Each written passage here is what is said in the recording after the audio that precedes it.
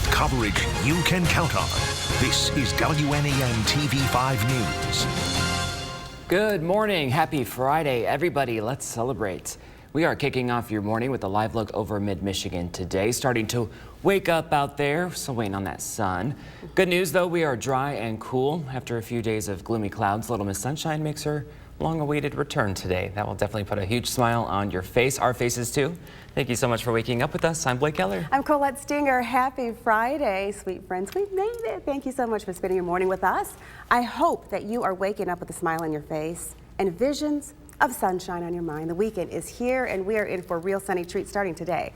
Let's check in with Matthew. Matthew, we've had such a mix of everything this week, so what's on the weather menu for today? Well, good morning, guys. I do say that this morning and really the rest of the day is going to be much quieter than what we've seen all week. That is for sure. Even starting off this morning, it's still a little overcast in spots, the Thumb, the Tri-Cities, and some of our southern counties. On the First Warn 5 Sky Tracker, it does look like, though, we're seeing just a little bit of a clearing in our northern counties, but still really no precipitation around us to have to worry about today. We will be staying dry throughout your entire Friday. Also starting off this morning, maybe just a touch on the chillier side, but still comfortable nonetheless. Low to mid 50s starting off, even a couple of 60s on the map as well. 60 in Mount Pleasant and Flint, 56 in Midland, and 58 in Cairo this morning. Also a little more dry too, a drier air mass moving in. That's indicated by these lower dew points in the mid to even lower 50s. So also feeling comfortable from a humidity aspect. I'm just showing this because it's not very often that we have a 0% chance for precip all across the board for the morning and the afternoon, and we will just continue to see those clouds decrease throughout the rest of the morning. But for your live on time traffic, we've been following this all morning. M13 northbound and southbound between McGraw Road and I-75 is closed this morning, so it is advised to take a different route if that is on your morning commute this morning. We are following a structure fire that is in that area, but we'll have another check on that forecast coming up in just a bit. All right, Matthew, thank you very much. And like you mentioned, we begin with breaking news overnight. That fire broke out in Portsmouth Township. And state police tell TV5 a hazmat unit is right there on the scene this morning. We have TV5's Trevor Sahaki live on the scene, finding out more information. Trevor, good morning. What can you tell us? Colette, Blake, good morning. We are on Bay City. We're in Bay City, excuse me, at McGraw and Broadway. And I just want to show you the scene right behind us right now. Get to it because the Michigan State Police has just left the scene, which means it is now MDOT who is blocking the roadways. You can see behind me, there are plenty of cars that are kind of confused right now, not sure what's going on, but M13 from where we are, McGraw and Broadway, all the way till Zilwaukee Bridge in Saginaw is closed. Now, please be aware of that on your morning drive.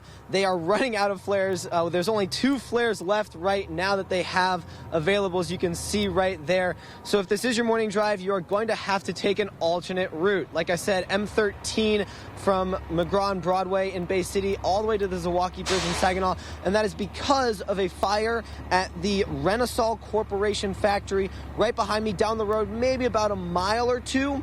Now, this factory makes polyurethane materials, various kinds of foam, and so that's why they have such a large perimeter around the fire, because they're not quite sure what's on fire, how long it's going to take to get it all out. And they have hazmat on the scene, as you mentioned, as well. Now, there's, like I said, plenty of traffic delays, so if you are taking this, I know I was taking this road, M13, this morning. I had to stop, turn around, take 84 over to 75, and as we've seen just earlier, and as we're seeing right now, cars are coming up, not sure what to do, so be aware of that on your morning drive. Couple other things. The RENOSOL Corporation building is actually 2 buildings. There's a front building and a back building.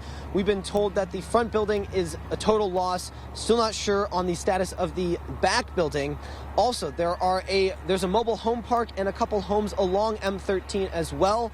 Still not sure on the residents' situation and status yet, if they've been evacuated and what their status is, but we'll get that to you as soon as we know. Reporting live in Bay City, Trevor Sahaki, WNEM TV5. Trevor, thank you for the latest there. Also breaking, a fire in Saginaw. The city fire department responded to a structure fire around 3:30 this morning. It happened in the area of Hazelwood and Highland. No word yet on a cause or if anyone was injured. Stay with TV5 for these updates. All right, listen to this. PFIZER is working on a booster dose for its coronavirus shots. Now, the news comes amid reports the vaccine may become less effective over time. The company made that announcement after a report out of Israel. It found a decrease in the vaccine's efficacy from more than 90% to about 64%. The country's health ministry blamed the drop on the growing threat of the highly transmissible Delta variant. PFIZER and its partner BioNTech believe a third dose of their vaccine could be the answer, and they plan to seek regulatory approval for it. They also hope to begin clinical studies of a vaccine targeting the Delta variant. Now, concerns about the variant and low vaccination rates prompting the World Health Organization to caution against lifting coronavirus restrictions around the world.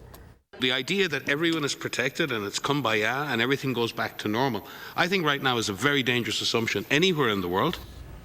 The global death toll from COVID-19 surpassed 4 million on Wednesday. That's according to Johns Hopkins University. While communities are looking for ways to achieve herd immunity, a CMU professor is studying why the goal remains elusive. Cedric Taylor points to the water crisis in Flint, which further cemented long-held suspicions about government and public health authorities. He said the years-long debacle left a wide and lasting impression. Folks who didn't live in the city of Flint or didn't live in Genesee County were nonetheless affected by what they saw. Among more than 1,000 people surveyed, 1 in 3 from Flint and Detroit say they definitely will not get the vaccine. More than 6 in 10 saying they don't think the vaccine is safe, and nearly half falsely believe the vaccine can give you COVID. The Flint water crisis did damage, faith in science officials, public officials, generally a lack of trust in various institutions. The initial survey focused mainly on African American and white households. Taylor plans to gain more context by examining additional races and ethnicities in future surveys. Now, as a way to encourage shots in arms, the Genesee County Health Department hosted the first of 3 clinics yesterday at the McDonald's on Miller Road in Flint. The clinic resumes today from 3 until 7 and Saturday from 10 until 2. It's for ages 12 and older, and you do not need to register. Across Michigan now, crews will resume searching today for a man who was swept off a St. Joseph pier. Officials presume he drowned. The man's family told police he was on the beach fishing early in the morning. The waves hitting the pier were about 5 feet when the 80-year-old man disappeared. The city's public safety director says the man struggled to get off the pier to safety. He was fishing off the pier. Got a call at about 9:58 from a local commercial fisherman. Advised he was struggling to get in, asked for our assistance. When we got to the pier, the individual was not on the pier, but we did locate personal belongings of his in the river and in Lake Michigan. Now, crews found the man's fishing license and poles, his cooler, and one of his shoes. Newbecker says it takes just 1 minute for Lake Michigan to turn dangerous. Be extremely careful. Look at the weather conditions on your phone at all times and understand what rip currents are. There's a 5-minute video done by the National Weather Service. Watch the 5-minute video. It'll save your life. The Michigan State Police dive team will be helping with that search today, but it's expected to be another rough one out on the lake. More local news, the Saginaw Bay Symphony Orchestra launching a crowdfunding campaign. It's for the upcoming Pops in the Park concert in Bay City. It's intended to celebrate the end of summer with classic movie themes, Broadway, and pop hits. The free concert is on September 1st at the Winona Park Bandshell. If you'd like to donate, we've hot linked the orchestra's website at WNEM.com. Oh, that's going to be an exciting celebration this year, that's for sure. Time to celebrate, sweet friends, the sun, and it's the weekend. Happy Friday, TV5 News Time 5:37. Airlines are trying to keep up with work shortages as the summer travel season ramps up. Find out why it's all hands on deck for one carrier. Check this out. The city of Saginaw is in line for a hefty chunk of change from the federal government. But what should be done with it? We're going to take a look at that debate coming up next. All right. Wow. Take a look at that. That's beautiful. Gorgeous. Oh. I need that for my screenshot. I know, right? It's been a while since we had a good sunrise up in here. So yeah, that looks beautiful right there. Positive news. Roadways are dry. Doesn't seem like morning traffic's having any issues right there. But yeah, looks like a nice day in store for us. So coming up, we'll have more TV5 Wake Up. Stick around. Take a look at that. Breathe it in.